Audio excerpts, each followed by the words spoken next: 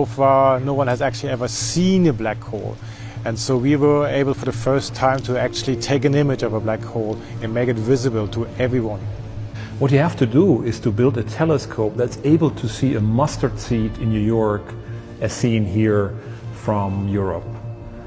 And to do this, you have to create a telescope the size of the world to see something that small as a black hole at a distance of many millions of light years. This telescope is 100 meters in diameter, but it's not enough. You want a bigger telescope. Of course, it's impossible to build, but you can create a virtual telescope. So what we do is we combine telescopes all over the world into one big telescope, observing at the highest radio frequencies you can observe. And then you can see the shadow of a black hole.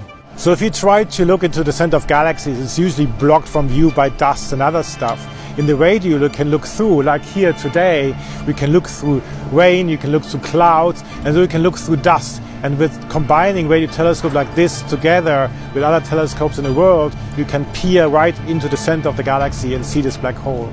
And you need digital equipment that records a lot of data, and that is actually only possible now. Black holes are prediction of theories of gravity. They should absorb everything, including light. Not all of this light actually goes into the black hole, luckily, and that's why we can produce an image.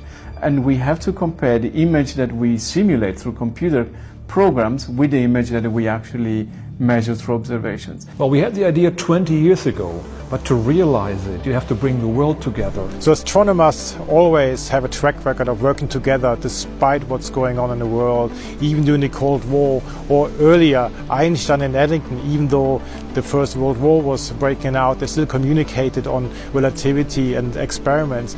And so we came also together here. So if we really work together, we can achieve much more than alone. Black holes tell you that there are regions inside them that cannot be explored. And for a physicist, this is very disturbing and attractive at the same time, because we don't like to have doors which we cannot cross.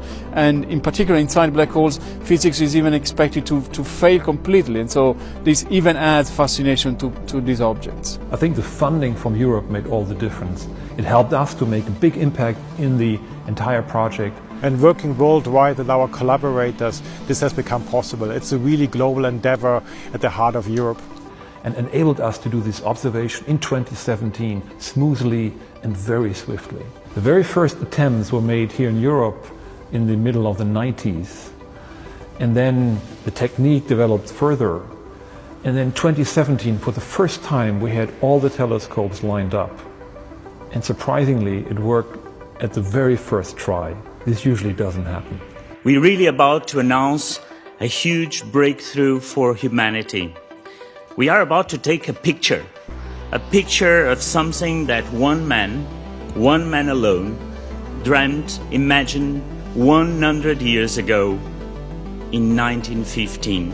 Albert Einstein imagined that this idea that a very big weight transforms geometry, that when the mass is too heavy, you make a hole, a mysterious hole, where nothing can get out of it, where all it's absorbed.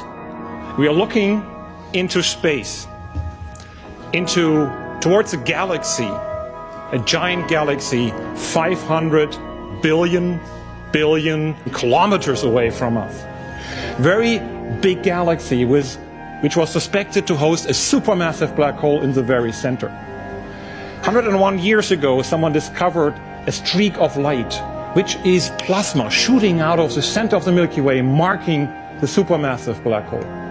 I never believed that this black hole was as big as people said, until we saw that. This is the nucleus of the galaxy M87, and this is the first ever image of a black hole.